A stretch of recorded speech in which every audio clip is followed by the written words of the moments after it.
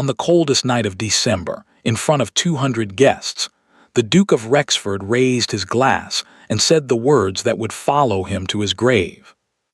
Miss Hartwell will never be a duchess. She will never be anything at all. The ballroom laughed. The candles flickered, and Clara Hartwell stood alone in the middle of it all, her chin high, her heart breaking where no one could see it. She did not cry, she did not run. But somewhere in that glittering crowd, one man quietly set down his glass. He did not laugh with the others. He simply watched her, and he never forgot what he saw. The Duke thought he had destroyed her that night. He had no idea he had just made the biggest mistake of his life. The great house of Ashcombe had never looked more beautiful than it did that December evening. Every window glowed with golden light. Carriages lined the long drive, and inside, 200 of England's finest families drank the Duke's wine and danced beneath his chandeliers. No one knew the Duke could barely afford the candles. Clara Hartwell knew. She knew many things she was never supposed to know. That was the strange gift of being invisible. People spoke freely in front of a woman they did not see. Clara was 25, with dark hair, steady gray eyes, and hands that were always busy. For 3 years she had lived at Ashcombe as companion to the old Dowager Duchess, the Duke's grandmother, and the only person in that grand house who ever looked at Clara with kindness. "Stand straight, my dear," the old lady whispered from her chair by the fire, patting Clara's hand. "You are worth more than the lot of them, and one day they will know it." Clara smiled. "You say that every ball, Your Grace." "And every ball I am right." Clara was not a servant, but she was not a guest either. She lived in the space between, the space where poor gentlemen's daughters lived when their fathers died with nothing to leave them. Her father had once been a respected man. He had lost everything to a friend who betrayed him, and the loss had killed him. Clara never spoke of it, but she never forgot it either. Across the ballroom, the Duke of Rexford stood surrounded by admirers, laughing his loud, confident laugh. He was a handsome man of 40, and he wore his pride the way other men wore coats. He was never once seen without it. And then it happened. Thomas, the Duke's young nephew, a sweet boy of 19, an heir to everything, crossed the room and bowed to Clara. "Miss Hartwell," he said warmly, "my grandmother tells me you are the finest dancer in this house. Would you honor me?" It was nothing. A kind boy asking a kind woman for one dance. Clara hesitated, glanced at the Dowager, who nodded happily and placed her hand in his. They had taken 3 steps toward the floor when the Duke's voice cut across the music. "Thomas." One word. The orchestra played on, but the people nearest them stopped talking. The Duke walked over slowly, wine glass in hand, smiling the way a cat smiles at a bird. "Thomas, my boy, you are the future of this family. You will dance with the daughters of earls tonight." His eyes slid to Clara and his smile sharpened. "Not with the help." "Uncle," Thomas said, his face going red, "Miss Hartwell is grandmother's companion. She is a gentleman's daughter." "She is a gentleman's mistake," the Duke said, and the people around them laughed nervously. He was enjoying himself now.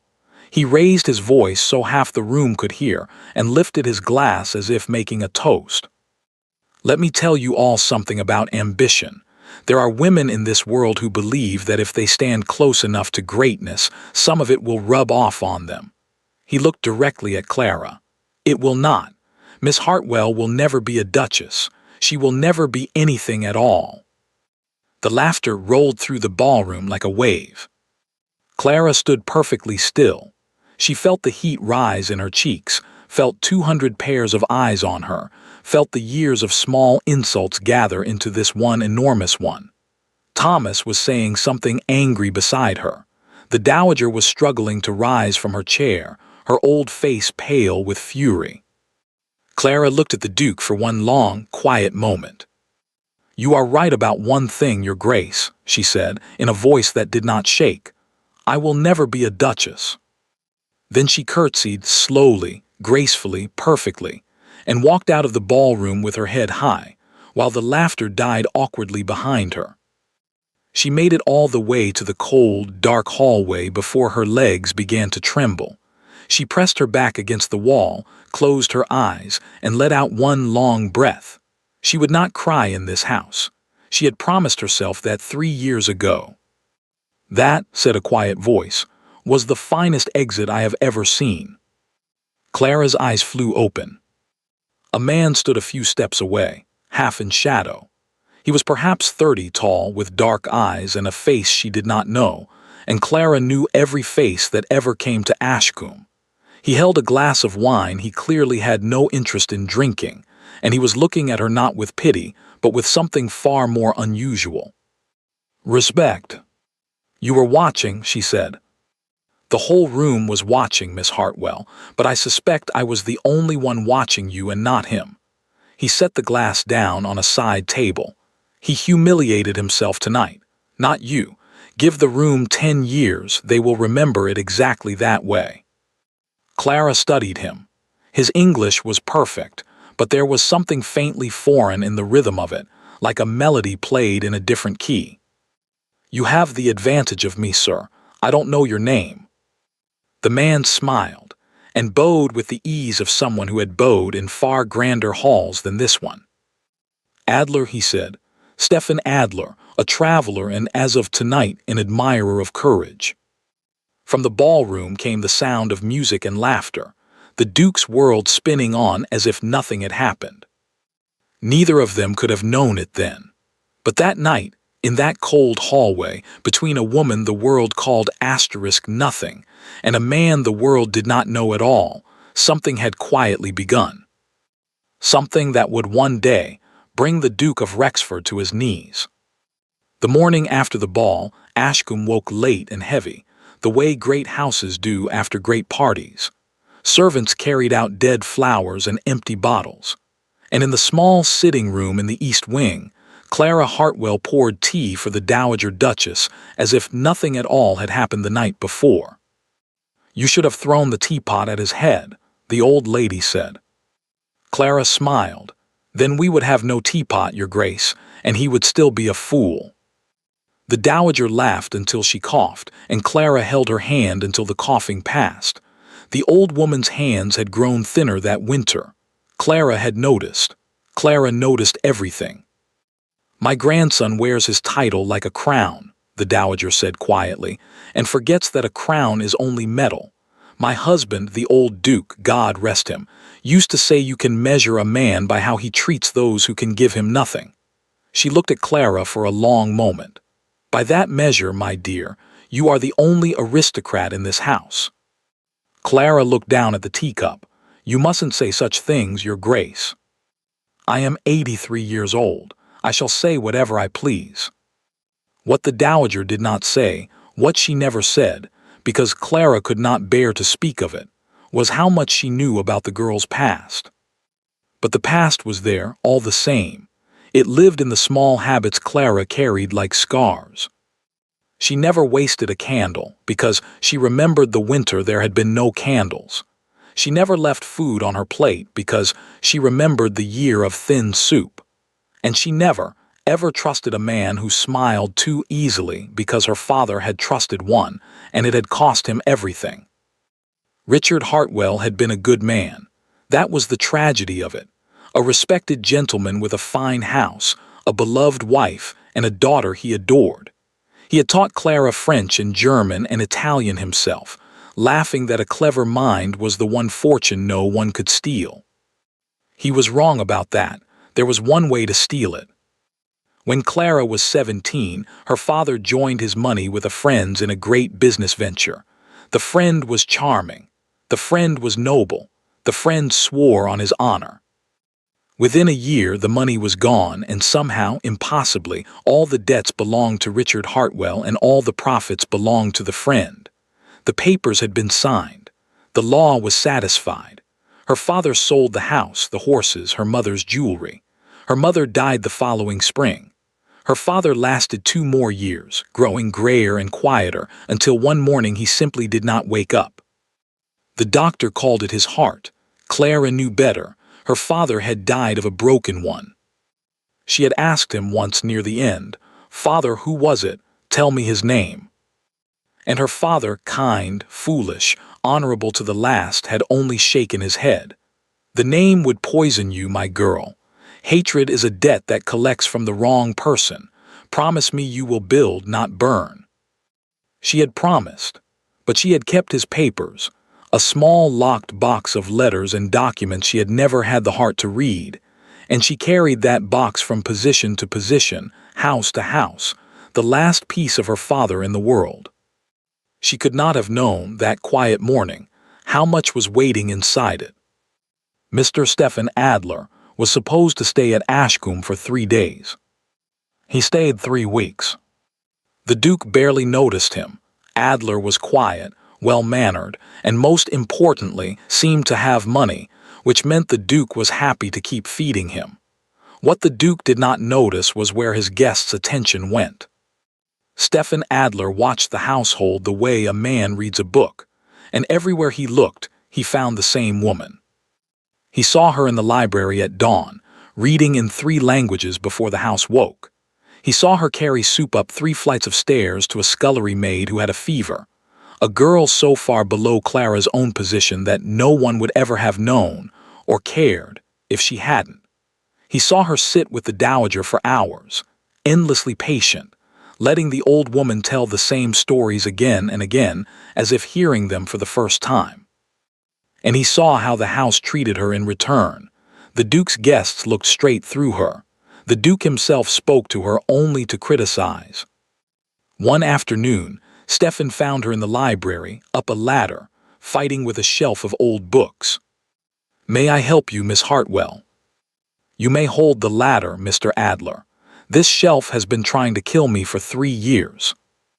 He held the ladder. "You know," he said, "in my country there is a saying. You can see a person's true face in how they treat 3 things: servants, animals, and old people." Clara came down with an armful of books. "And what country is that?" Something flickered in his eyes, quick and quickly hidden. "A small one, far away. You would not have heard of it." "Try me," Clara said. "I am told I will never be anything at all, but I do know my geography." He laughed a real laugh, surprised out of him. And for a moment the careful, watchful traveler vanished, and she saw someone younger and lonelier underneath. "Elbenberg," he said at last. "Mountains," Clara said. "Silver mines. A very old royal family and the best clockmakers in Europe. My father had an Elbenberg clock. He said it was the only honest thing a rich man ever sold him." Stephen Adler looked at her for a long, strange moment, as if she had said something far more important than she knew. "Your father," he said quietly, "sounds like a man worth knowing." He was. Clara turned to the shelf so he would not see her face. The world did not agree. "The world," said Stephen, "is frequently wrong. I have seen it from more sides than most, Miss Hartwell, and I promise you, the world mistakes noise for worth all the time. It is the quiet ones who hold everything up." Clara said nothing, but that night, for the first time in years, she wrote in her old journal, "Today someone saw me." She underlined nothing. She was not a woman who underlined things. But she read the sentence twice before she closed the book. Far away in the West Wing, the Duke of Rexford sat late over his brandy and his account books, and neither of them brought him any comfort. The numbers did not lie, no matter how he arranged them. The debts were growing. The estate was bleeding. He needed money, and his eyes turned, as they had turned before, toward his grandmother's rooms, toward the old woman's private fortune, and the question of where it would go when she died. Surely to the family, surely to him. Unless someone had been whispering in the old woman's ear for 3 years. The Duke poured another brandy, and by the time the glass was empty, he had convinced himself of something men like him find very easy to believe. That the quiet little companion was not kind. She was clever, that her patience was a plot and her gentleness a trap. "Well," he said softly to the empty room, We shall have to do something about Miss Hartwell. The storm came in from the north on a Tuesday, and by nightfall it owned the world. Snow fell so thick that the stables disappeared from the windows. The wind screamed down the chimneys like something alive. The roads to the village vanished, and Ashcombe became an island, a great cold house alone in a white sea. It was the worst possible night for a man to fall ill. Stephen Adler had gone riding that morning before the storm and had come back late, soaked through, laughing at his own bad luck. By dinner he was quiet. By 9 o'clock his valet found him shaking in his chair, his skin burning to the touch. "Fetch the doctor," the housekeeper said, and then stopped, because everyone knew there was no fetching anyone. The village was 5 miles away, through snow deep enough to swallow a horse. The Duke was informed. The Duke was unconcerned. "Men catch chills," he said, not looking up from his cards. "Put him to bed, he'll sweat it out." But by midnight, Stephen Adler was not sweating anything out. He was burning like a furnace and speaking to people who were not in the room, speaking in a language none of the servants knew. It was the young maid Betsy who ran to Clara's door. Everyone in that house ran to Clara's door when things went wrong, and none of them ever wondered why. "Miss, he's raving, and cook says the fever's too high, and nobody knows what to do asterisk." Clara was already reaching for her shawl. She had nursed her mother through the last long spring of her life. She had nursed her father through 2 winters. Poverty is a hard school, but it teaches, and Clara had learned things at bedsides that no fine lady ever learns in a drawing room. She took one look at Stephen and started giving orders, quietly, calmly, and in a way that made grown servants twice her age simply obey. "Betsy, snow in basins as much as you can carry. Cook, willow bark if we have it, and honey water. Open that window 1 inch, no more, and someone bring me every clean cloth in the linen cupboard." All through the night, Clara fought the fever the only way one can, patiently, hour by hour. Cool cloths changed and changed again. Small sips of water between his cracked lips. When he shivered, blankets. When he burned, snow-cooled cloths on his forehead and wrists. Around 3 in the morning, his eyes opened bright, glassy, seeing some other place. "Don't tell my father," he whispered in English, gripping her hand with sudden force. "He'll make me come home. I'm not finished, I haven't found." "Hush," Clara said gently. "You're safe, rest." His eyes found her face, and something in them settled, like a ship finding harbor. "The brave one," he murmured. "From the ballroom, the one who didn't cry." "You should sleep, Mr. Adler." "Stephen," he said, already sinking. "My name is Stephen. Someone in this country should use it." And he slept. And Clara sat beside him in the candlelight, still holding the hand that had not let go of hers, and watched the fever break just before dawn, the sweat coming at last, the terrible heat pouring out of him, the breathing turning slow and deep and safe. She was still there when the sun came up over the snow. He recovered the way strong men do, quickly, and full of embarrassment. "I understand," he said 3 days later when he could sit by the fire, "that I owe you my life." "You owe me nothing. Anyone would have done it." "Miss Hartwell," his voice made her look up.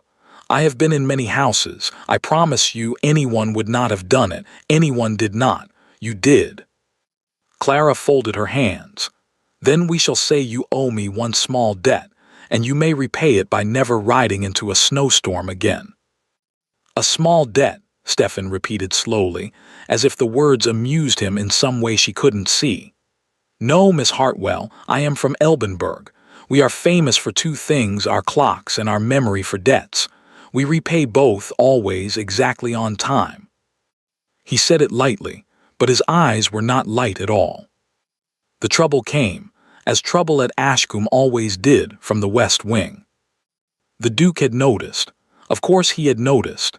His guest, his wealthy asterisk guest, the one he had plans for, asked after Miss Hartwell every day, spoke of her at dinner, called her in front of everyone the most capable person in this house. The Duke smiled at his guest and boiled inside. The next morning he summoned Clara to his study. He did not ask her to sit. "It has come to my attention," he said, examining his rings, "that you spent the night in a gentleman's bedroom." Clara went very still. "I nursed a dying man, your grace, with 3 servants present all night at the housekeeper's request." "Details," the Duke said pleasantly. "The world doesn't care for details, Miss Hartwell. The world cares for stories. And a story like that could ruin a woman like you, poof, like blowing out a candle." He smiled.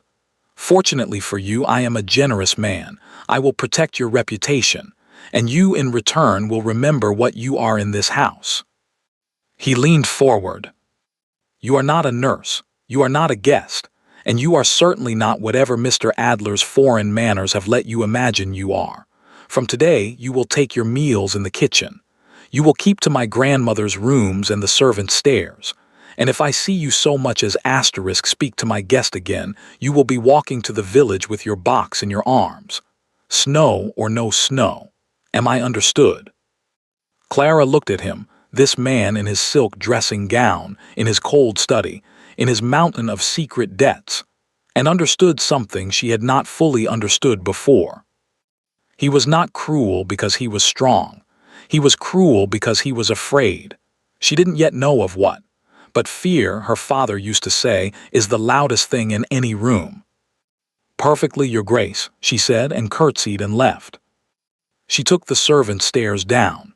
She ate that night in the kitchen, at the long scrubbed table, and the cook wordlessly gave her the best portion, and Betsy sat close beside her like a bodyguard, and no one made her explain anything. It should have felt like a defeat. Strangely, it did not. The kitchen was warm and the company was honest, and Clara had lived long enough to know which of those things was rare. But upstairs in his study, the Duke of Rexford poured himself another brandy and thought about how easy that had been. How the girl had simply obeyed asterisk. It never once occurred to him that there is a kind of person who bends like a branch in winter, quietly, without breaking, and remembers. And it certainly never occurred to him to wonder what his foreign guest would do when he noticed the empty chair at dinner. He was about to find out. Stefan Adler noticed the empty chair at dinner that very evening. "Miss Hartwell does not join us." "My grandmother's health," the Duke said smoothly, cutting his meat. "The old lady needs her more and more. Devoted creature, really," she insisted. It was a good lie. Good lies always stand next to the truth, because the dowager's health truly was failing. All through January, the old lady grew smaller in her great bed, sleeping more, eating less, holding Clara's hand through the long white afternoons. Stefan was no fool. He tried twice to find Clara. Twice the housekeeper, with frightened eyes, told him Miss Hartwell was not available. He understood then that something had been done, and that his presence was making it worse for her. Then, at the end of January, a letter came from Mr. Adler. Clara learned of it from Betsy, a writer, half frozen, with a sealed letter that made the foreign gentleman go pale. Family business, he said. He would have to leave for the continent at once. He left a note for Clara with Betsy, the only safe messenger in the house. 5 lines in a strong, slanted hand. "Miss Hartwell, I am called home. I will not insult you by explaining what I have seen in this house. You see everything. I ask only one thing. Whatever happens, wherever you go, leave word for me with the clockmaker Brandt on Castle Street in London. Elbenberg people, you remember, always repay their debts. Essay." Clara read it 3 times, folded it small, and sewed it into the lining of her coat. She told herself it meant nothing, a kind man being kind. But she kept it against her heart all the same. And with Stefan Adler gone, the Duke of Rexford was free. What happened next was planned the way small men plan things, carefully, and in the dark. The Duke's valet, a narrow-faced man named Croft, had served him for 20 years and had learned to do what he was told without asking why. On the first Tuesday of February, while Clara sat reading to the dowager, Croft slipped up the servant stairs to Clara's little room under the roof. He was inside for less than a minute. When he came out, the Dowager's pearl brooch, the famous one, the one the old queen herself had given her 50 years ago, was no longer in his pocket. It was in Clara's sewing basket, pushed down beneath the thread. The discovery was made the next morning, with an audience. The Duke insisted on it. The brooch was missing, his dear grandmother's most precious possession, and so, regrettably, every room in the house must be searched. He said the word regrettably the way some men lick their lips. They searched 3 servants' rooms first, for the look of the thing. Then they came to Clara's. She stood in the doorway of her own small room and watched the housekeeper, pale, miserable, avoiding her eyes, lift the brooch out of the sewing basket. The pearls caught the winter light. Somebody gasped. Betsy burst into tears. "Well," said the Duke of Rexford from the corridor. He had dressed for the occasion. "I have never touched that brooch," Clara said. Her voice was steady, which surprised even her. "Her Grace knows I would sooner cut off my hand." "Her Grace," the Duke said, "is a dying old woman who will be told nothing of this. I won't have her last days poisoned by her own disappointment." He turned to the gathered servants and his voice swelled with sorrowful generosity. "You will all notice that I am not sending for the magistrate. I could. Theft of this kind means prison or the boat to Australia, but I am mindful of my grandmother's misplaced affection for this woman. So Miss Hartwell will simply leave, today, without a character. Without a character, without a reference." Every servant in the corridor flinched because every servant knew what those 3 words meant for a woman alone. No respectable house would take her. No school, no shop, no family. It was not mercy. It was a slower kind of prison, and everyone knew it, including the man smiling in the corridor. "May I say goodbye to her Grace?" Clara asked quietly. "I think not. She believes you have been called away to a sick relation." It seemed kinder. He examined his rings. "You have 1 hour." Clara packed the way she had learned to pack after her father's death, quickly, without letting herself feel the room.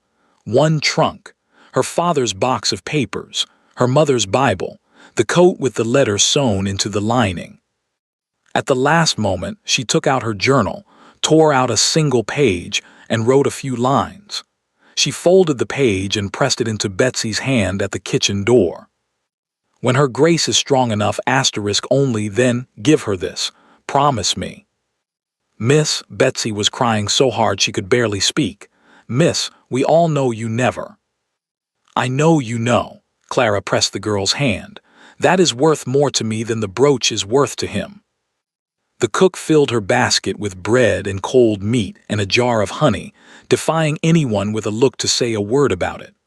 Old Harris, the groom, without asking permission, brought the cart around and drove her to the crossroads himself, through the snow, in silence. When he set her trunk down, the old man took off his hat. "My father served the old Duke, miss," he said. "The real Duke. He'd turn in his grave at what this house has become." He looked at her from under his white eyebrows. "You hold your head up, miss, wherever you land." Then the cart was gone, and Clara Hartwell stood alone at the crossroads with 1 trunk, 7 shillings, and no character. While behind her, in the great glowing house, the Duke of Rexford sat down to his dinner with the good appetite of a man who has solved a problem. Above him, in the quiet of her bedroom, the Dowager Duchess asked for Clara 3 times that evening. 3 times, they told her the girl had gone to a sick aunt. The old woman lay back on her pillows and said nothing more, but her eyes, in her small, shrunken face, were suddenly very sharp and very awake, because she had not survived 83 years, 2 kings, and 1 revolution by believing the things men told her in soothing voices. Something was wrong in her house, and she intended, before she died, to find out what. London in February is not a city. It is a gray stone animal that eats the poor. Clara found a room in a narrow lodging house near the river, a bed, a chair, a window that did not quite close, and began, the very next morning, to look for work. She had everything a governess or companion could need: 3 languages, fine needlework, music, a gentle manner, and an honest face. She had everything except the one thing that mattered: a character. "And your last position?" they would ask in one cold hallway after another. "Companion to the Dowager Duchess of Rexford, 3 years. 3 years, and your letter of reference?" "I have none. The Duke and I parted badly, but if you would write to the housekeeper or to any servant in that house." And then would come the look, the dreadful, polite, closing look. Ladies did not write to servants to ask about other servants. A woman who left a duke's house after 3 years with no letter, well, one could imagine. One did imagine. Imagining was so much easier than asking. By the second week, she understood that the story had traveled ahead of her, the way such stories do. A lady in Harley Street said it to her face, with the satisfaction some people take in other people's ruin. "You are the one who stole from the old Duchess, are you not?" "Oh yes, my cook heard it from a girl who knows the Rexford kitchens." "You have brass, I'll give you that, showing yourself at respectable doors." "Madam, I stole nothing, The door was already closed. 7 shillings became 5. 5 became 3.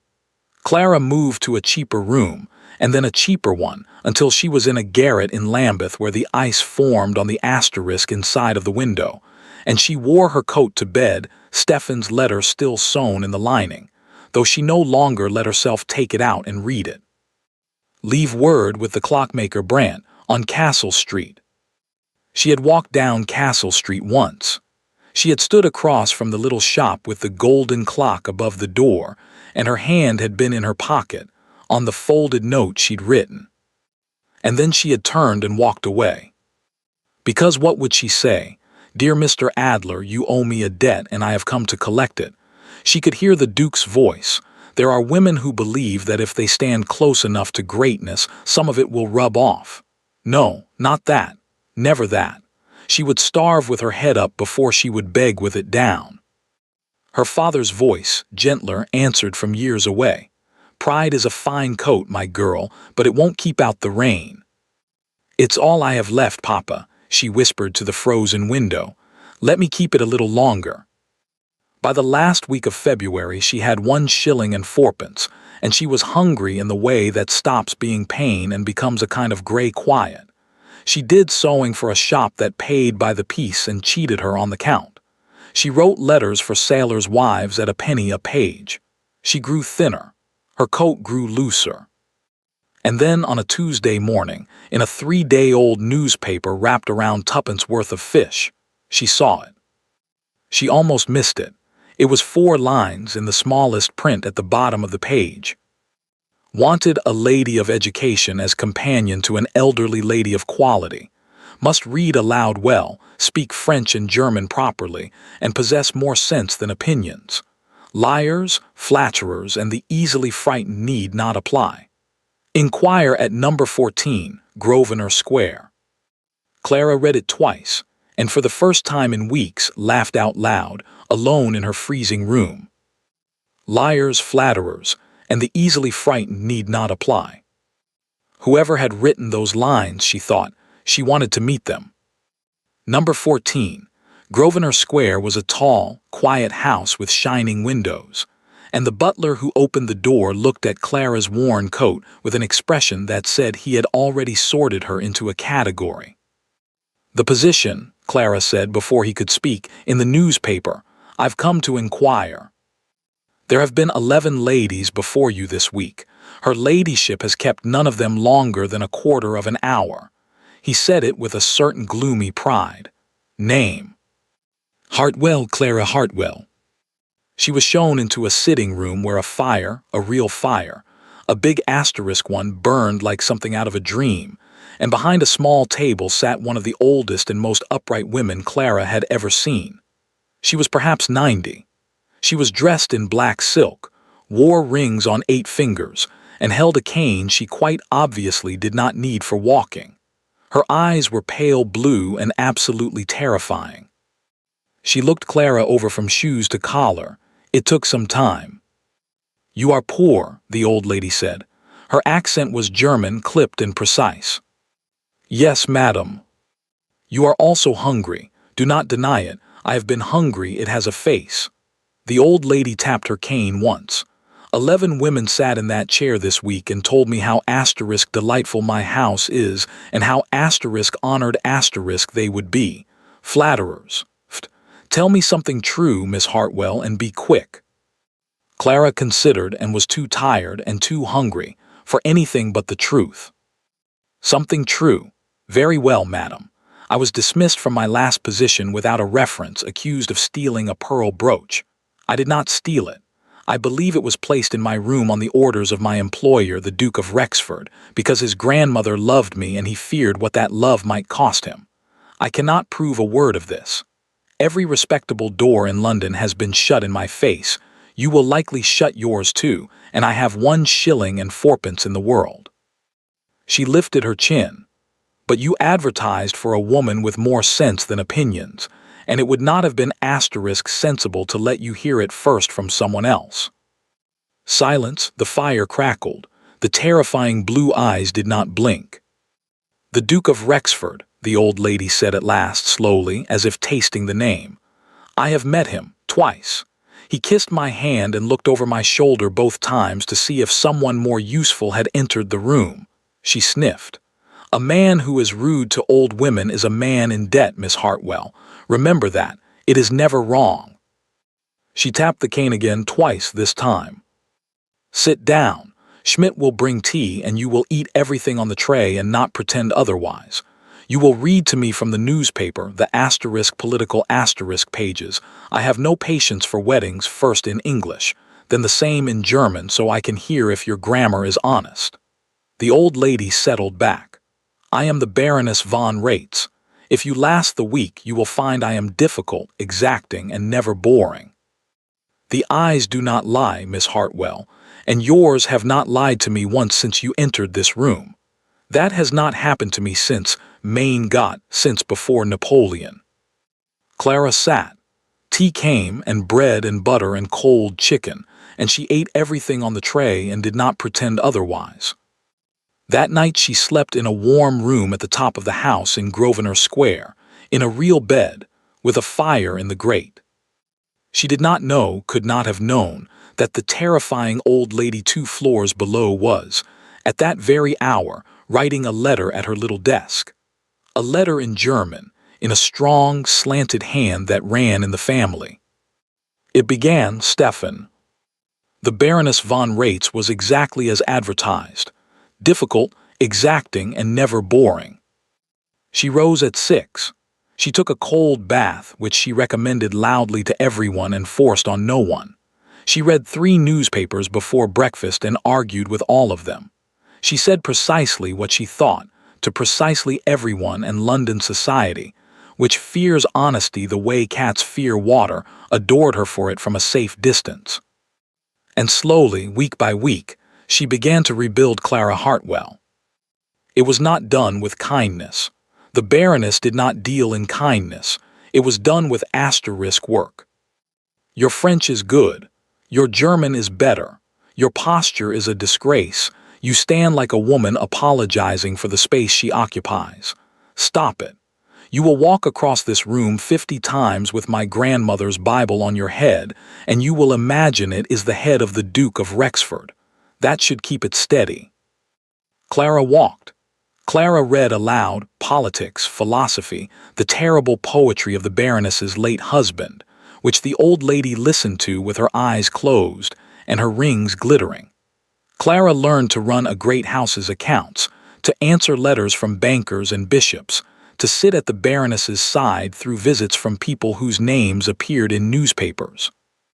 And a strange thing happened. The doors that had slammed on Clara Hartwell, the disgraced companion, opened wide, bowing, smiling for Miss Hartwell, the Baroness von Rates's young friend *. The same door, the same city, the same woman. "You see how it works now," the Baroness said one evening. watching Clara's face after a countess who had once refused her a servant's position begged her to attend a musical evening. It was never about what you are, child. It was about who stands beside you. This is the world's great shame, and the sooner you stop expecting better of it, the sooner you can begin to use it. It's monstrous, Clara said quietly. It is, the Baroness agreed, pleased. Now put on the blue silk. We are going to the opera, and you will sit in my box in the front where all the monsters can see you. In March, Clara sat in that box while below her, in the crowd, she caught sight of a face she knew. The lady from Harley Street, the one who had shut a door on her and called her a thief. The lady looked up, recognized her, and went pale, and then, this was the astonishing part, bowed her head hopefully, hungrily, praying to be acknowledged. Clara looked at her for a long, level moment. Then she turned her eyes back to the stage. Cruel, said the Baroness beside her approvingly. Good. A little cruelty, well aimed, is a vitamin. But the strangest change was quieter than opera boxes. It happened inside. Clara caught herself laughing again. She slept without counting shillings in the dark. And one morning she realized she had walked past a bakery window without calculating what she could afford in it, and stood still in the street, ambushed by her own peace. She was, however, no fool. She knew there was a mystery in Grosvenor Square, and she was living in the middle of it. Because the Baroness von Rates was more than an elderly lady of quality. Letters arrived for her with seals Clara had never seen, a silver tower on dark blue wax. Twice, gentlemen from an embassy called, spoke to the old lady in rapid German behind closed doors, and left looking as if they'd been spanked. And on the landing hung a portrait of a young man in a white uniform, with a sash and a star, whose face Clara found oddly familiar and could never place. My family, was all the Baroness said when Clara once looked at it too long. From home, we are an old house. And then, with a sharpness that came from nowhere, do you think of him, the foreign gentleman from Ashcombe, the one from your story, Adler? Clara's needle stopped. She had mentioned Stefan exactly once, weeks ago, briefly, in the middle of the whole tale. You have a remarkable memory, madam. Answer the question. Sometimes, Clara said to her sewing. He was kind to me when kindness was expensive. I hope his family business resolved well. That is all. That is all, the Baroness repeated, dry as paper. Ja, naturally. And she smiled at her newspaper in a way Clara found deeply suspicious and said nothing more. It was a Thursday evening in April when the mystery knocked on the front door. They were at cards. The Baroness was cheating, serenely, the way she always cheated, when the butler Schmidt entered with an expression Clara had never seen on him. The man looked *moved. My lady, he is here. The Baroness laid down her cards. For the first time in all those months, Clara saw her hands hesitate. Here now, the boy was not to arrive until she stopped. She straightened her back, which needed no straightening. Well, show him in, Schmidt, don't stand there quivering. Show whom in? Clara asked, rising, smoothing her skirt, some instinct beating in her like a bird. Madam, should I leave you, if it is family? Sit, said the Baroness, down. Quick footsteps on the marble. A tall figure in a dark traveling coat, snow-damp at the shoulders. He must have come straight from the boat, straight through the rain without stopping, and then he was in the doorway, and the lamplight found his face. Dark eyes, a face made for watching quietly, a voice she had last heard in a cold hallway, telling her the room would remember her exit for 10 years. Aunt, said Stefan Adler, and kissed the Baroness's hand. And then he turned and saw Clara, and the whole careful, watchful traveler's composure fell off him like the rain. For a moment, nobody breathed. Miss Hartwell, he said at last, very quietly, the clockmaker on Castle Street waited for you every day for 4 months. He took one step closer. You never came. Clara's voice failed her for the first time in years. I could not come asking for. I had nothing, And you, a debt is not, I did not want it paid I know, Stefan said. I know exactly why you didn't come. It is the same reason I crossed the sea in April. He turned to his aunt, who was watching them both with her terrifying blue eyes shining, cards forgotten. You wrote me she was proud, stubborn, and the most honest creature you had met since before Napoleon. I did, said the Baroness von Rates, gathering up the deck with enormous satisfaction. I never lie about important things. Schmidt, supper for 3. My nephew has come a very long way. She looked from one of them to the other, and permitted herself, at last, one small, wicked, triumphant smile. And I believe he has something to say. Supper that night lasted 4 hours, and afterward Clara could not have said what was served. What she remembered was the talk, the 3 of them around the small table, the candles burning low, the Baroness telling stories of Stefan as a boy. He fell out of every tree in the garden, always the same garden, always with dignity. While Stefan protested and laughed and looked at Clara across the flames in a way that made the room feel small. He had changed since Ashcombe. There were new lines at his eyes and something heavier in his shoulders, the look of a man who had spent months carrying something. But when he laughed, the weight lifted, and Clara caught herself trying to make him laugh just to watch it happen. Spring turned warm, and Stefan Adler became a fixture at Grosvenor Square. He came in the mornings and read the German newspapers aloud to his aunt, doing the voices of politicians until the old lady wept with laughter. He came in the afternoons and walked with Clara in the park, always properly, always with Betsy. No, with the Baroness's maid trailing behind, always in full view of the world. He asked Clara 1,000 questions and listened to every answer as if it would be on an examination. What her father had taught her. What she thought of the new poems, the old laws, the price of bread. No one had asked Clara what she thought in years. He asked nothing else, no promises, no declarations, and somehow that patience said more than declarations could. He is courting you, the Baroness observed one evening, brutally, over cards. He is kind to me, madam. I am kind to my horses. That man crossed the North Sea in storm season. She laid down a card she had certainly stolen from somewhere. But he is waiting for something, and I begin to lose patience with him. There is a thing he must tell you first. It is not mine to tell. Her blue eyes flicked up. When he does, try to remember that a man may lie about his name and still be the most honest man you know. Clara turned that sentence over for days, the way you worry a stone in your pocket. She got her answer on a gray Sunday in May in the walled garden behind the house, where Stefan had asked her to walk with him, alone this time, and the Baroness, scandalously, had allowed it, which told Clara everything about how serious the morning was going to be. He didn't speak for a full turn of the garden. Then, by the old sundial, he stopped. Miss Hartwell, Clara, I must tell you something, and when I have told you, you will be angry and you will have every right. He took a breath, like a man stepping off a cliff. My name is not Adler. Clara waited. She had guessed as much for weeks, the seals, the embassy men, the portrait on the landing whose face she had finally, quietly placed. Adler was my mother's name, he said. I have used it for 2 years traveling because my own name makes people perform.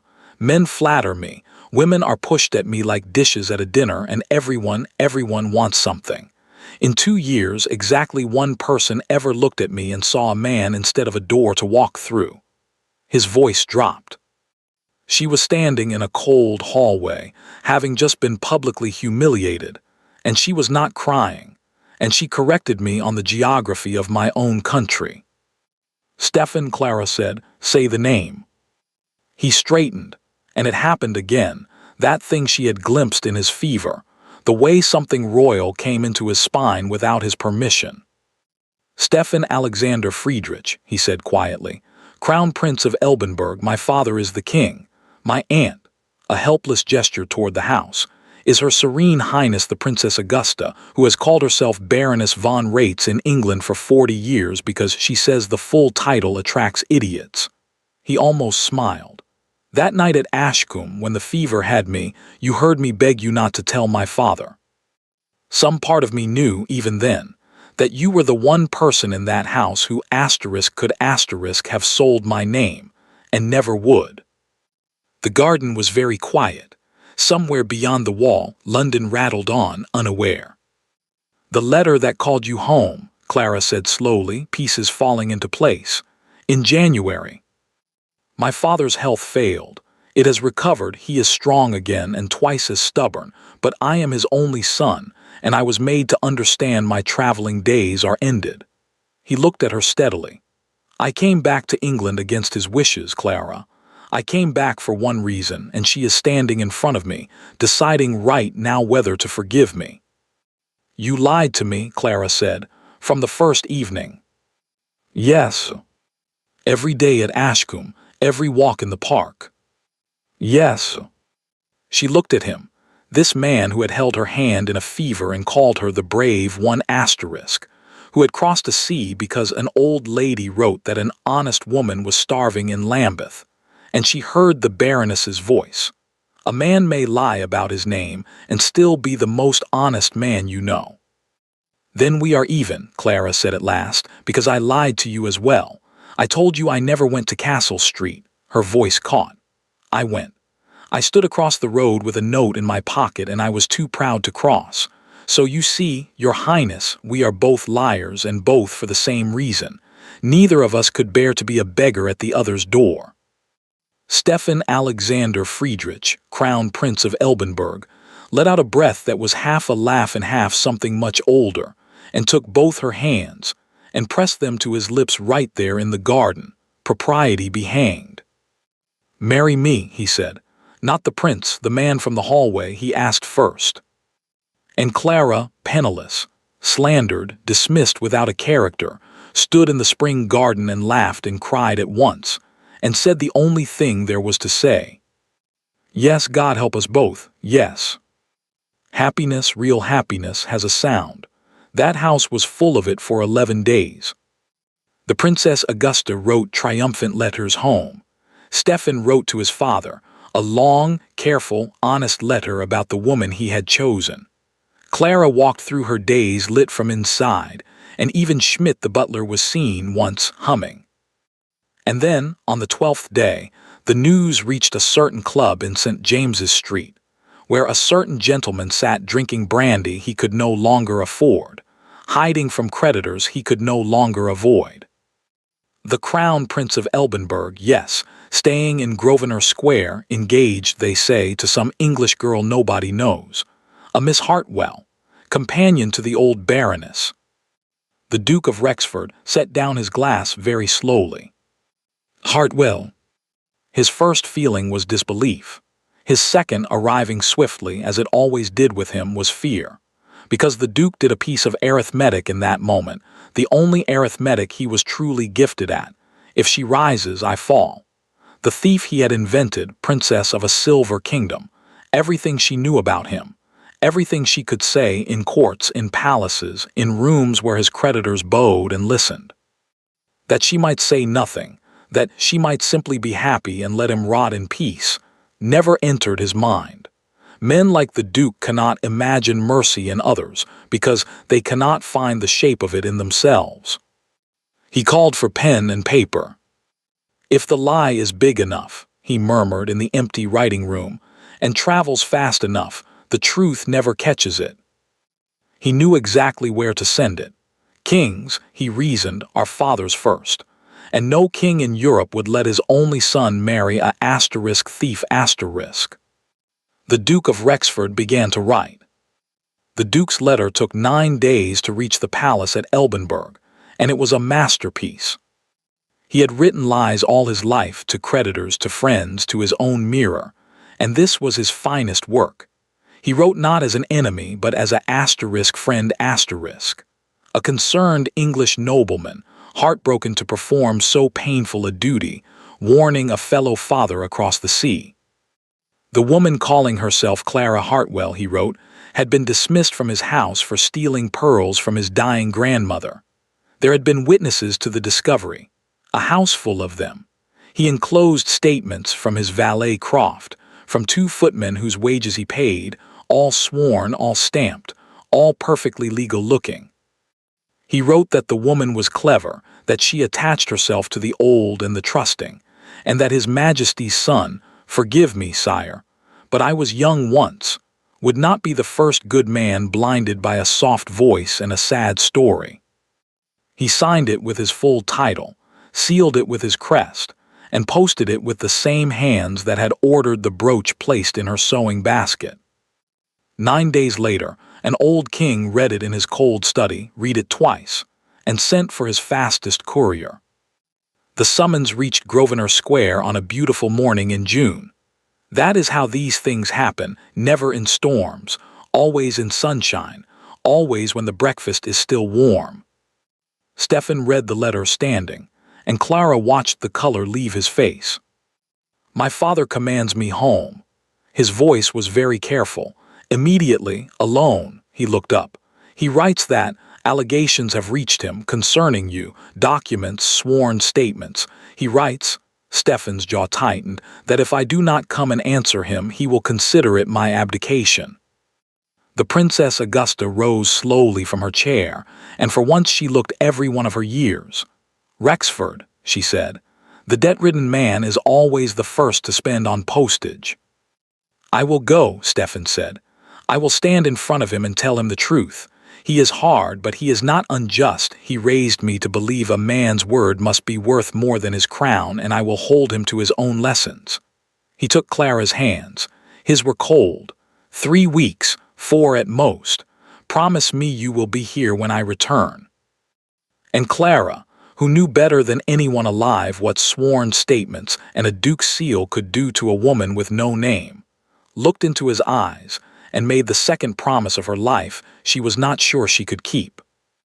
"Go," she said, "make your father proud of you, that is all I ask." He kissed her hands and then her forehead, and by nightfall he was on the road to Dover.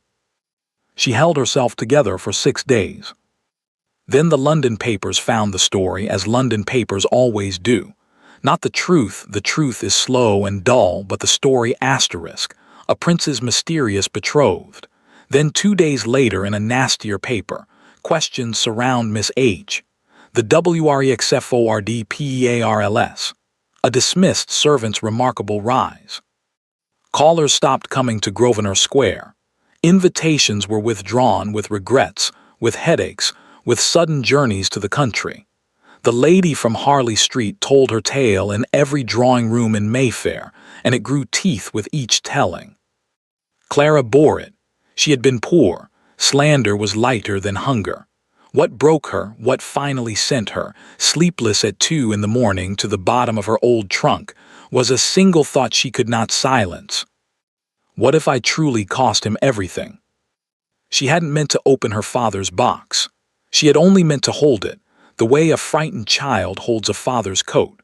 But the little lock, rusted by years and damp lodgings, gave way in her hands, and Clara sat on the floor of her beautiful borrowed bedroom by candlelight and finally read her father's papers. Debts, ledgers, letters begging for time, for patience, for mercy. Her mother's ring wrapped in silk that she had believed sold 20 years ago, and at the bottom a bundle tied in black ribbon in her father's writing, "For Clara, when you are strong enough. Forgive me for being weak." Inside was the story of his ruin, told in the only voice that had never lied to her. The friend, the venture, the signatures. Her father had written it all down, dates, sums, meetings, a quiet, careful record made by a man who knew he had been robbed and could not prove it. And on the 3rd page, Clara's candle shook because there was the name. The friend who had smiled and sworn on his honor and moved every debt onto her father's shoulders and every profit into his own pocket. Rexford. Not the man she knew, the asterisk father asterisk. The old Duke, dead these 10 years, and beneath it in her own father's hand, one last line that stopped her heart. "The son knows. He signed as witness. He was 25 and he watched and he smiled and he said nothing. God forgive them both, for I find tonight that I cannot. Clara sat very still for a long time. 3 years. 3 years she had lived under that man's roof, eaten his bread, endured his insults, and he had known her name the day she arrived, known whose daughter poured his grandmother's tea. It had never been contempt for a stranger. It had been the guilty man's hatred of the living evidence, the debt walking his corridors in a mended dress. She understood the brooch now, truly understood it, and she understood with the cold clarity that comes at the bottom of the night exactly what the sworn statements in the king's hands were worth and exactly how this would go. Her word a companion's word, a asterisk dismissed asterisk companion's word against a duke's seal and 3 witnesses. Her father's papers proved a dead man's ruin, but they did not prove her innocence of the pearls. Nothing proved that. Nothing could. If Stefan defied his father for her, he lost his crown, and his country lost its heir. For a woman the whole world would forever call a thief, and if his father broke him instead, she would have watched the finest man she knew be ground down defending her, and that she could not bear. She could not win. She could only choose what her losing would cost and who asterisk would pay it. Clara Hartwell had one gift the Duke of Rexford had never understood, because he did not have it and could not imagine it. She knew how to love something more than herself. She packed the way she had packed twice before, quickly, without letting herself feel the room. Her father's box, her mother's Bible, the old coat with the letter still sewn in the lining. She left the silk dresses. They had never been hers. Nothing, she thought, had ever really been hers except her name, and even that was in the newspapers now, wearing chains. She left no note for Stefan. A note could be followed. A note could be asterisk answered asterisk, and if he answered, he was lost. Let him be angry, anger heals. Let him believe she had grown frightened of palaces. One day, with some golden princess beside him, he would be grateful. She wrote one line only, and left it on the Princess Augusta's card table, tucked under the marked deck. You told me once the world mistakes noise for worth. Thank you for being the first person since my father to hear me. C. Asterisk. Then Clara Hartwell went down the servants' stairs of the grandest house she would ever live in, and out through the kitchen door, and was gone into the gray London morning before the lamps were out. Stefan returned 20 days later, having fought his father to a bloody standstill of wills, having demanded the evidence be tested in front of him, having sworn on his mother's grave that he would sooner dig ditches than abandon an innocent woman, and found an old princess sitting very upright at her card table, holding a single line of handwriting, with tears on her terrifying face for the first time in 40 years. "Find her," said the Princess Augusta. "Find her, or neither of us deserves the names we were born with. Now we must go back to Ashcombe, to a bedroom that smelled of lavender and beeswax, where an old woman everyone had written off was refusing, with magnificent stubbornness, to die on schedule. The Dowager Duchess of Rexford had outlived 2 kings, 1 revolution, and every doctor who had ever given her 6 months. And since the February morning when they told her Clara had gone to a sick aunt, she had been doing the thing she did best. She had been listening. Old age had taken her legs and much of her sight. It had not taken one hair of her cunning. She noticed that Betsy's eyes went red whenever Clara's name was mentioned.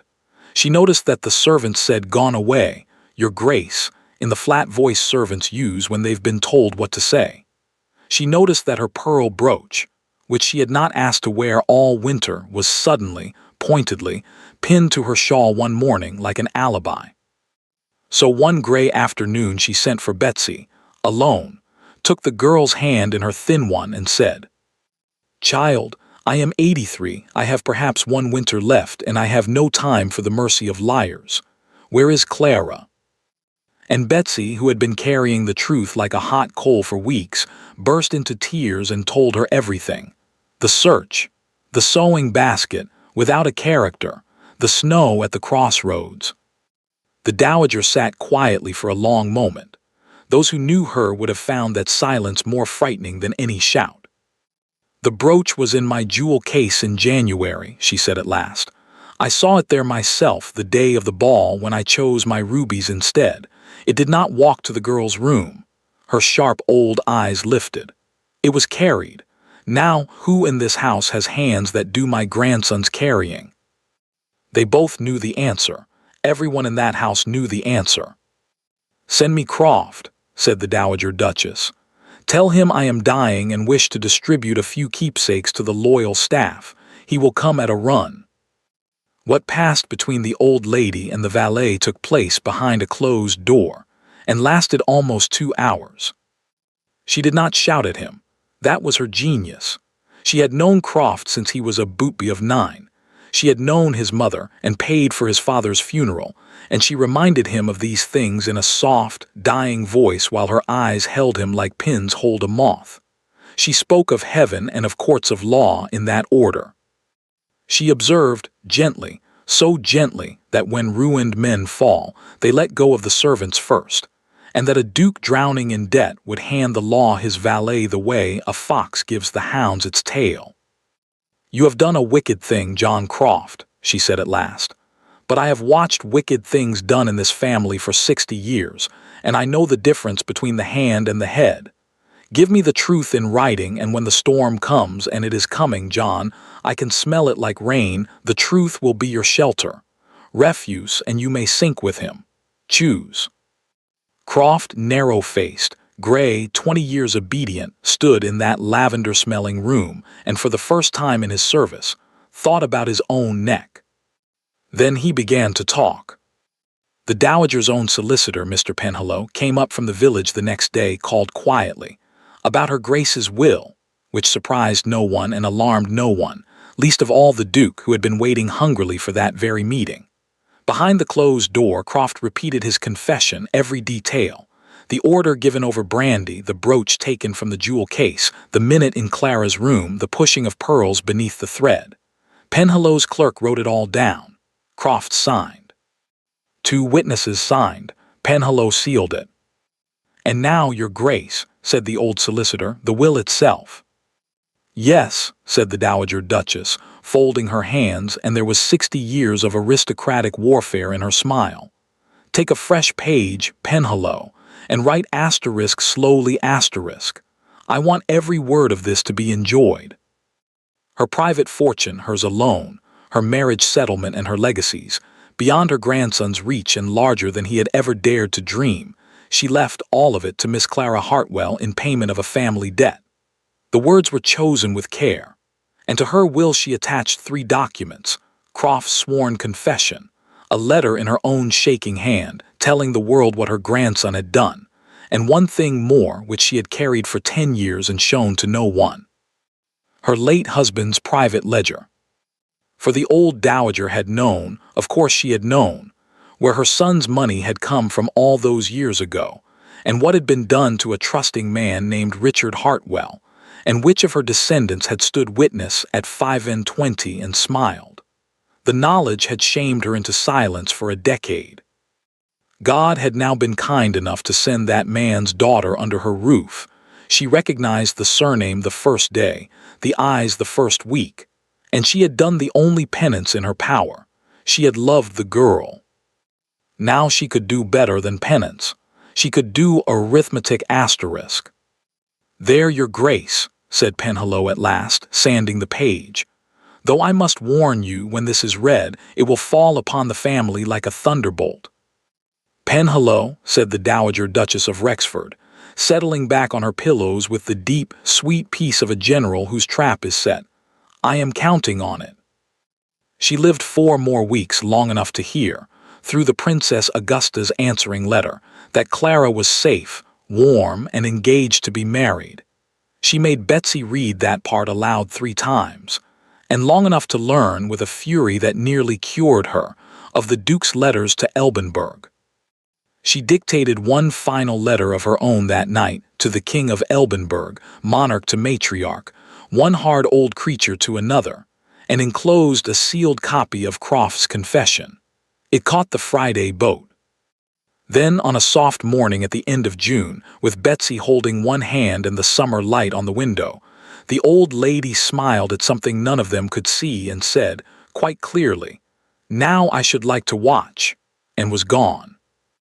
The will was read in the great library at Ashcombe on the 1st of July, before the assembled family, the servants, and the Duke of Rexford, who arrived in full mourning and could barely keep the appetite out of his face.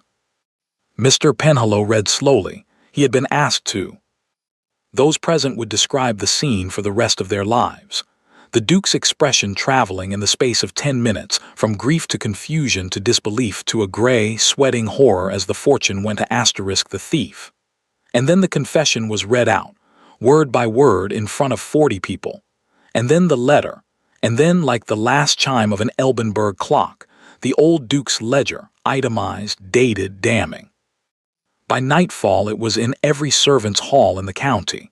By Friday it was in the London papers, which fell upon the story with joy, for there is nothing England loves better than a proud man's fall. The WREXFORD confession. A Duchess's revenge from the grave. The innocent Miss H. The creditors, who read newspapers too, arrived within the week, all of them at once, like crows who had been waiting for a signal. And in Grosvenor Square, a footman ran up the steps of number 14 waving a newspaper, and an old princess read it standing in the hall, and then sat down on a chair Schmidt barely got beneath her in time, laughing and weeping at once in German. But the house's joy had a hole in its center. Because it was July, and no one, not Stephen, who had searched every lodging house from Lambeth to Whitecapel, not the princess, whose letters had gone out like a flock of birds, not the clockmaker Brant, who kept his lamp lit late every night on Castle Street, no one had found Clara. She had vanished into England as only the poor know how to vanish, and she did not read the London papers. She had no idea she was innocent before the whole world, no idea she was rich, no idea that a prince had torn the city apart for her. Or that, in a small coastal town 90 miles away, her past and her future were about to walk into the same tiny church. The town was called Saltmere, and it was the kind of place London forgets. A harbor, a hill, a huddle of fishermen's cottages, and a small stone church that had been standing against the sea wind for 600 years. Clara had come there because the coach fare ran out there. That was the whole story. She had taken a room above a bakery, and when the baker's wife discovered her lodger could read and write and figure accounts, Clara became, within a month, the person half the town came to. She wrote letters for sailors' widows. She taught the harbor masters' daughters their French. She kept the books for the bakery and caught 3 years of the flour merchants' quiet cheating in one afternoon. She was thinner and quieter, and she had a way of stopping in the middle of a task when a tall, dark-haired man passed the window. But she held her head up. It was, as old Harris the groom had told her at a snowy crossroads a lifetime ago, the one thing no one could take. She did not read the London papers. She could not afford them, and she would not have wanted them. Newspapers, in Clara's experience, were where her name went to be beaten. Which is why she was the last person in England to know. It was the vicar who undid everything, and he did it with a sermon. The old vicar of Saltmere had one luxury in his life. His brother in London posted him the week's newspapers, 10 days late, in a bundle tied with string. And on a Sunday at the end of July, he climbed into his 600-year-old pulpit, looked out at his fisherfolk, and announced that his sermon that day would concern the 9th commandment, "Thou shalt not bear false witness," and that he would begin with a true story from the London papers. The story of a great duke who had borne false witness against a poor companion. Clara, sitting in the last pew with the baker's family, went very still. The vicar told it all with relish. Country vicars get few gifts like this one. The stolen brooch that was never stolen. The valet's sworn confession, the old Duchess who had set a trap from her deathbed and sprung it from beyond it, the fortune left to the innocent girl in payment of a family debt, the Duke ruined, exposed, abandoned by every friend, his estate seized by creditors, his name become a byword. And the girl, my friends, the girl they slandered, is sought this very month across all England, for she vanished rather than let her disgrace touch the man she loved, not knowing she had no disgrace at all asterisk. He stopped, because a young woman in a mended gray dress had risen to her feet in the last pew, white as the church walls, with tears running down her face in the middle of his sermon. And because the church door had opened. Afterward, the people of Saltmere never told the story the same way twice. How many riders, whose coach, whether the tall foreign gentleman had truly been on the road for 6 weeks tracing coach fares and lodging houses, and a woman who taught French to a harbor master's daughters. But on one detail every witness agreed until their dying day. The tall man came up the aisle of that little stone church, in traveling clothes with the dust still on them, past the frozen vicar and the staring fishermen, and when he reached the woman in the gray dress, he did not say one word. The crown prince of Elbenberg went down on his knees on the cold stone floor. "You left no note," Stephen said at last, and his voice cracked like a boy's. 6 weeks, Clara. I have knelt in front of my father, and I swore I would kneel in front of you next, and I am not getting up from this floor until you—" He never finished the sentence. Clara Hartwell was on her knees on the cold stone too, in front of the vicar, the baker, the harbor master, and God, holding his face in her 2 rough, capable hands. "You found me," she whispered. "You were never lost," said Stephen. "You were only ahead of me, you always have been." The congregation of Saltmere, who did not yet fully understand what they were watching, but understood asterisk enough, rose to their feet and cheered in church, and the old vicar, weeping freely, declared that the remainder of the sermon could wait for a duller Sunday. They were married in September, not in Saltmere, though Stephen offered, and not in London, though London begged. They were married in Elbenberg, in the old cathedral under the mountains, because the king commanded it, and the king commanded it because of a letter. He had received 2 in the end. The first bore a duke's proud crest and was full of sworn lies.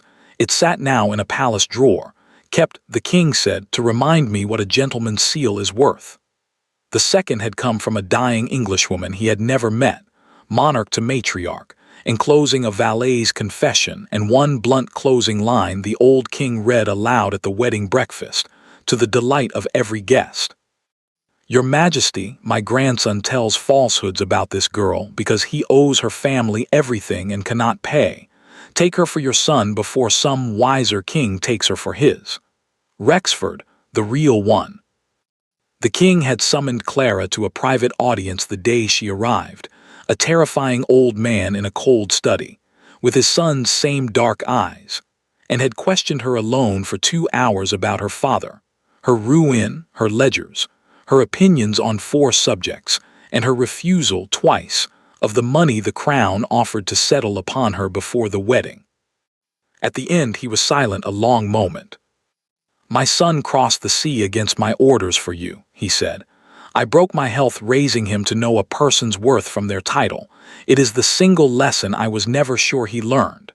The old man rose and bowed a king to a companion. I am pleased to discover he learned it better than his teacher. At the wedding, the Princess Augusta, restored to her full name and terrifying in silver, cheated visibly at cards with 3 ambassadors and Maid Betsy, imported from England as the bride's own maid, sit beside her at the high table. Old Harris the groom was there, in a new coat, having declared he'd driven Miss Clara to one crossroads and would see her to the other.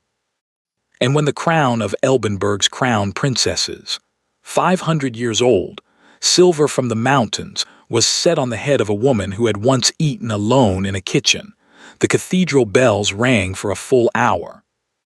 Clara spoke only briefly at the wedding feast. She had been asked to. She had refused all grandeur.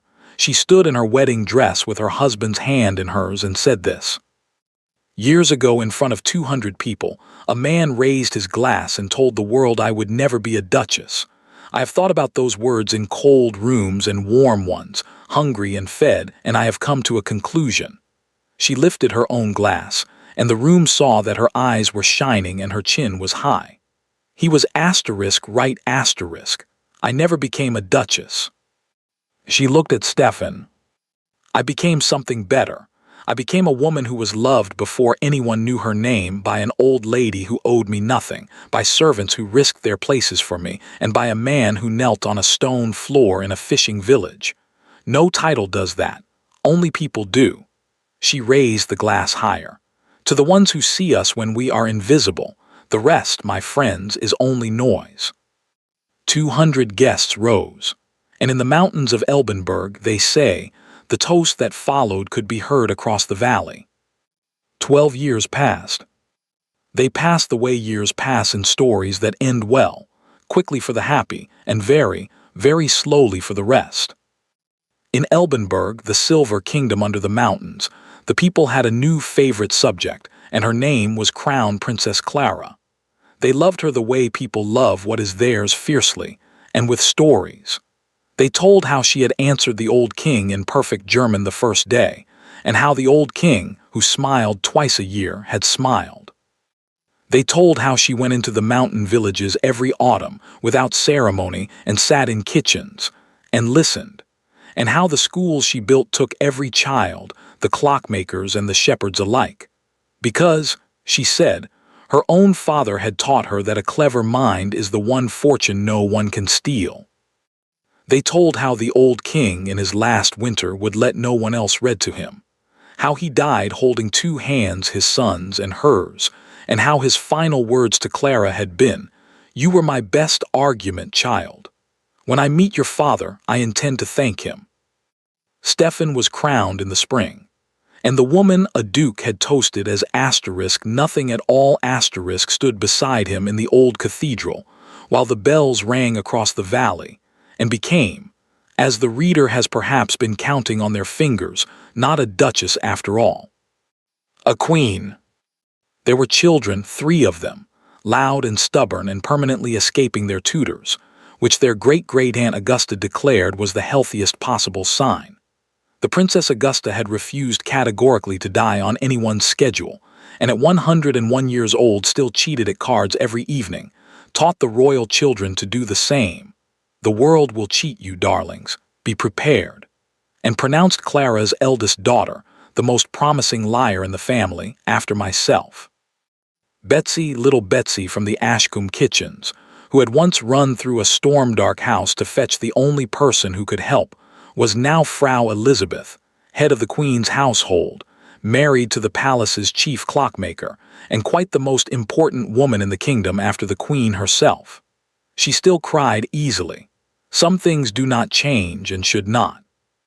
Old Harris the groom had lived out his days in a warm cottage on the palace grounds, in charge of the royal stable's pensionied horses, and had died contented at 90, insisting to the end that he had known, mind you, from the moment he set that trunk down at the crossroads.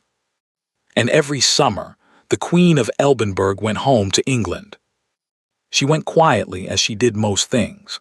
She visited a little stone church in a fishing town called Saltmere, where a very old vicar showed every visitor the exact flagstone, the exact one, Madame Asterisk, where a prince had knelt.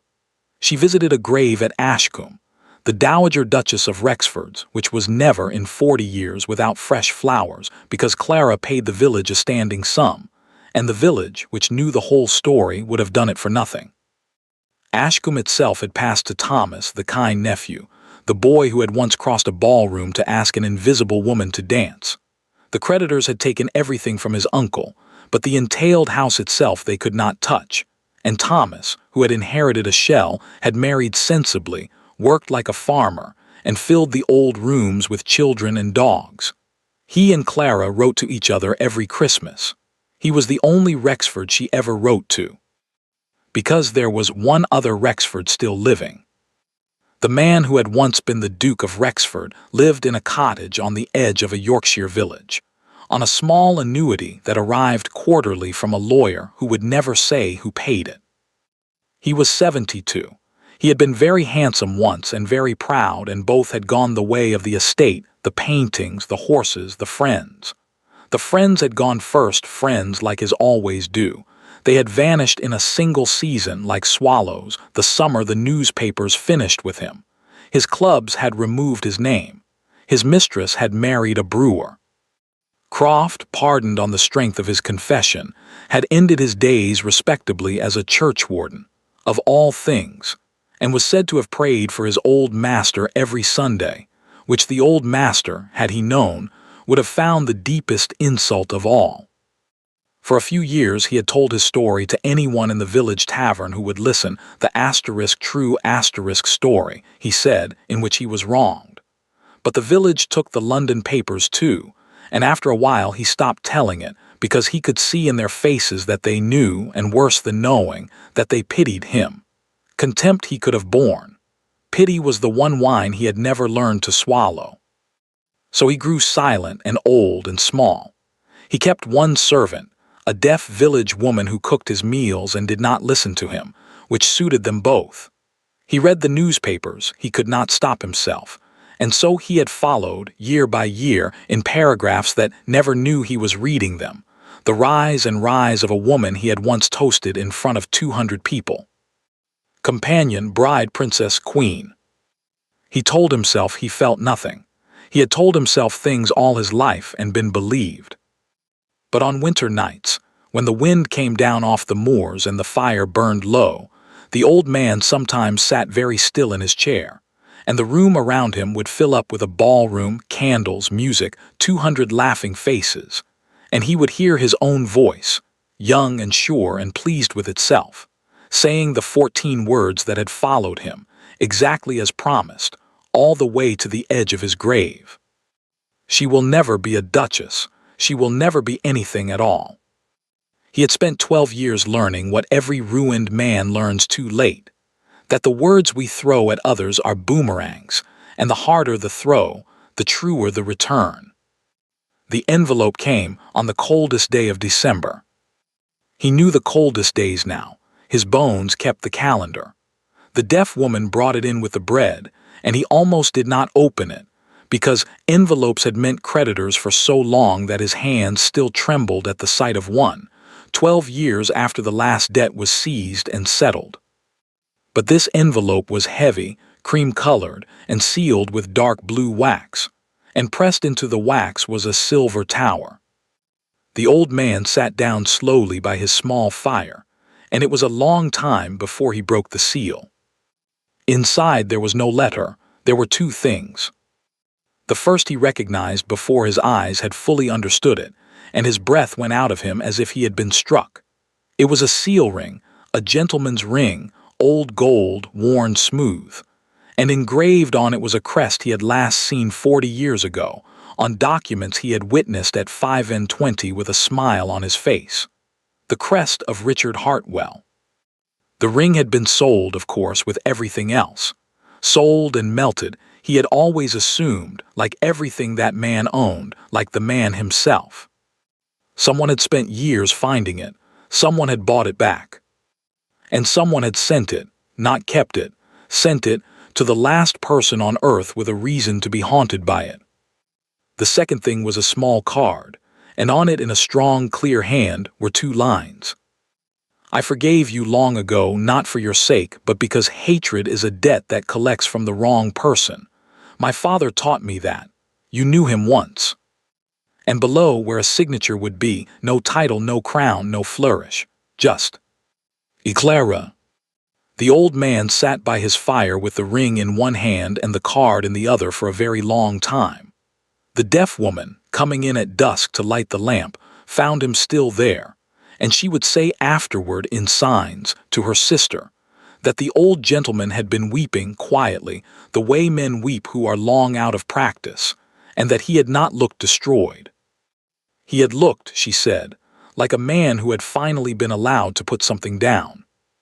He lived 2 more winters, and the village noted, because villages note everything, that in those last 2 years the old man was different, quieter, gentler, almost courteous. He gave his newspaper to the tavern when he finished it. He touched his hat to the women. On his last Sunday, he went to church, sat in the back pew where the invisible people sit, and when the plate came round, he put into it a gold seal ring, which caused the vicar considerable confusion and eventually paid for the church roof. He was buried in the village churchyard under a plain stone with only his name. The name, nothing else, no title, for the titles had all gone home to strangers. Almost no one came. But the following spring, and every spring after, flowers appeared on that plain stone too, sent by the same standing arrangement, from the same quiet source, that kept an old duchess's grave bright at Ashcombe. The village never learned who paid for them. The Queen of Elbenberg knew. Her father had taught her, long ago, in a house full of books and laughter before the world showed its teeth. Build, my girl, don't burn. She had built. And so we end where we began, on the coldest night of a December long ago, when a proud man raised his glass before 200 guests and made the only prophecy of his life that ever came true. Miss Hartwell will never be a duchess. He was right, give him that much. Even the worst prophets strike the mark once. She was never a duchess, not for a single day. She was a companion who held a dying old lady's hand, a nurse who fought a fever through a snowstorm for a stranger, a dismissed servant who walked to a crossroads with her head up, a teacher of harbor masters' daughters, a wife won on the stone floor of a fishing village church, a mother, a builder of schools, a keeper of graves, including in the end her enemies. A queen, yes, but that was the smallest of her titles, and she knew it, which was precisely why she deserved it. Because the old lady at Ashcombe had been right all along, in that firelit room, years before the world caught up. You can measure every person alive by how they treat those who can give them nothing. By that measure, the only one that has ever mattered in palaces or in kitchens. Clara had become something better.